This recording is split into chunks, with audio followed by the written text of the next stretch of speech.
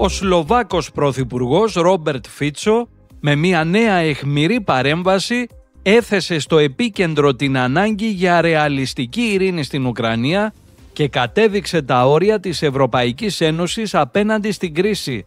Με έντονη δόση ηρωνίας απέναντι στις Βρυξέλλες, εξέφρασε τη λύπη του που η Ευρώπη έπρεπε να περιμένει τον Ντόναλντ Τραμπ για να ανοίξει ο δρόμος προς την ειρήνη, ενώ δεν δίστασε να επικρίνει τα σχέδια εξοπλιστικών συμφωνιών που φορτώνουν το λογαριασμό στους Ευρωπαίους πολίτες. Pekný deň, vážení priatelia. Práve som absolvoval videokonferenciu s lídrami členských štátov Európskej únie k včerajším rokovaniam vo Washingtone.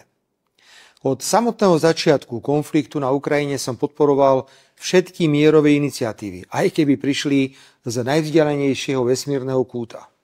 Preto vítam aj posledný vývoj, pretože konflikt sa nedá vojensky vyriešiť. A jadrovú veľmoc, ktorou Ruská federácia nepochybne je, v konvenčnej vojne nie je možné poraziť.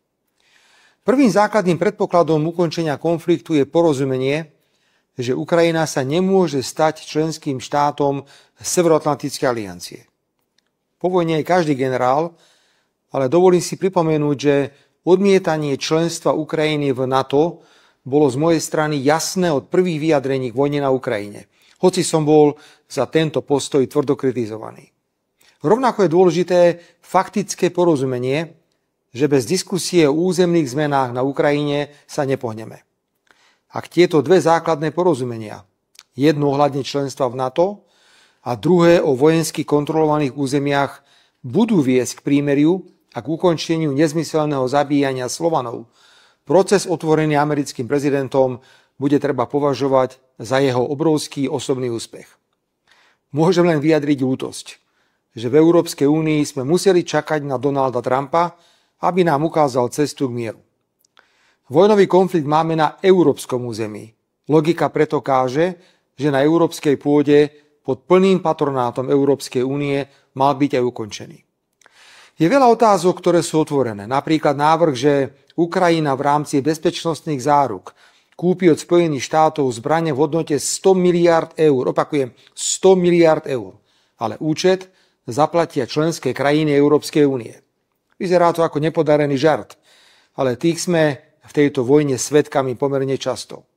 Ani v najdivokejšom sne si neviem predstaviť, že Slovensko by kúpilo v Spojených štátoch nejaké zbrane a potom ich zadarmo poslalo na boisko na Ukrajinu.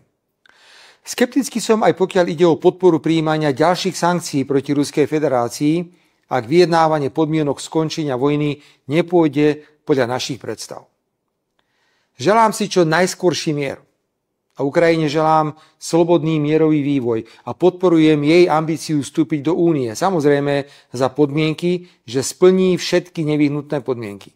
Rovnako mám záujem na normálnych susedských vzťahoch s touto krajinou.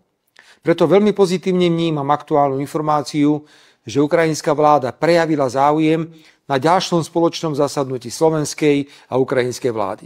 Začíname hľadať termín a miesto. Pekný deň.